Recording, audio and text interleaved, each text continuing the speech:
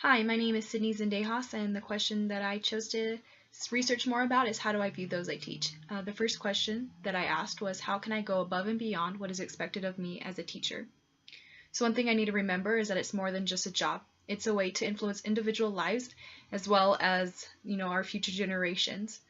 Um, and then from reading history and philosophy of education, I learned how much in school that we memorize. We don't to learn why we have to know these certain facts or equations, but we just know that we need to learn them. And so one of the things that I want to do as a teacher is to help children to learn, why they have to know certain things instead of just thoughtless memorization.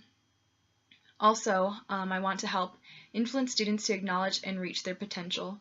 There's a lot of students who may not know the potential that they can reach, or may not know that they even have potential. I also want to help students to realize what kind of person they want to be and not just what career they want to have, as also found in history and philosophy of education.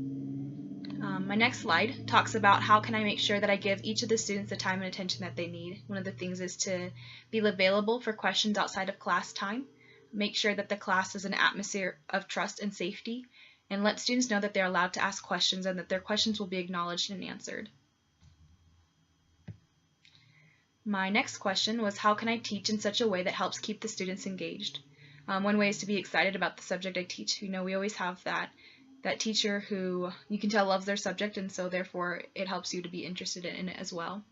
I can find ways to relate it to things that students are interested in and help them to learn how it can help them in their lives, and not just that it might help them, but that it's useful in their everyday lives. To know that the learning has to be done by the pupil. We can sit and we can lecture as much as we want, but if they're not learning it, then it's not.